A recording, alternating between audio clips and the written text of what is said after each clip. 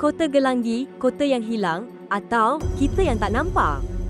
Jerantut, Pahang. Ada kota dalam sejarah Melayu. Ada lokasi dalam Pahang. Tapi sampai hari ini, tak ada siapa boleh tunjuk dengan jari. Nah, ini kota Gelanggi. Pelik atau sebenarnya kita belum jumpa versi sebenar dia. Cerita orang lama dan insiden pelik. Orang tua-tua sekitar Jerantut, Kuala Tembeling dan pinggir Taman Negara selalu kongsi cerita ni secara senyap. 1. Kota timbul sekejap. Ada pemburu dan penoreh lama cerita. Masa masuk hutan, ternampak susunan batu tinggi, bentuk macam tembok lama. Bila cuba cari balik hari lain, hilang. Bukan hilang sebab sesat, tapi laluan sama, tanda sama, tempat tak ada lagi.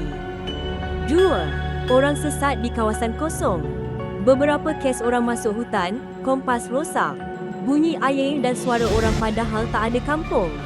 Keluar hutan masa rasa sekejap, hakikatnya berhari. Orang lama kata, itu kawasan lama. Kalau tersalah langkah, masuk kawasan orang lain. 3. Pantang orang hutan. Ada kepercayaan, jangan sebut kota kuat-kuat. Jangan ambil batu pelik. Jangan cabar atau ejek tempat. Bukan sebab takut, tapi sebab hormat. Fakta sejarah yang buat cerita ni tak boleh ditolak. Sekarang kita pegang fakta.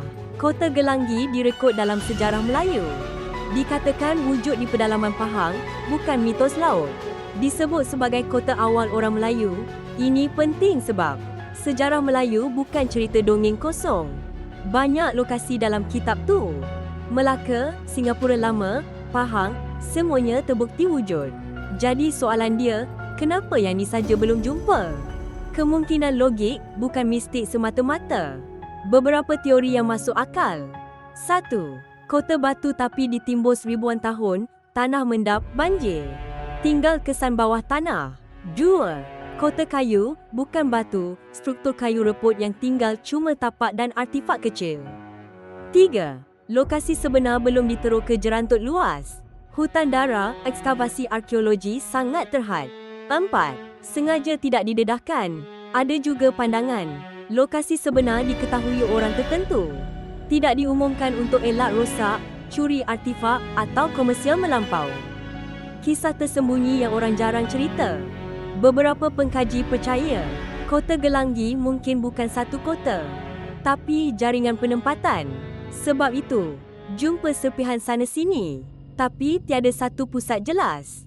Kalau betul teori ni, kota Gelanggi bukan hilang, tapi bertabur dalam hutan. Gambaran besar, kalau kota Gelanggi ditemui satu hari nanti, sejarah Melayu akan ditarik lebih jauh ke belakang dan dunia akan sedar, tamadun Melayu bukan muncul tiba-tiba tapi berkembang senyap di pedalaman. Dan mungkin kita akan sedar, hutan bukan kosong, dia cuma menyimpan sejarah yang belum dibuka. Jadi persoalannya, kota Gelanggi hilang atau kita terlalu sibuk cari yang besar sampai tak nampak yang tersembunyi? Mungkin kota ni tak mahu ditemui dengan rakus tapi dengan sabar dan hormat. Sebab dalam budaya lama, bukan semua benda patut ditunjuk. Ada yang perlu difahami dulu. Kalau satu hari kota Gelanggi muncul, soalan sebenar bukan di mana, tapi kenapa sekarang? Mungkin ada sebab kota Gelanggi masih diam. Bukan sebab tak wujud, tapi sebab dia tunggu masa yang betul dan manusia yang betul.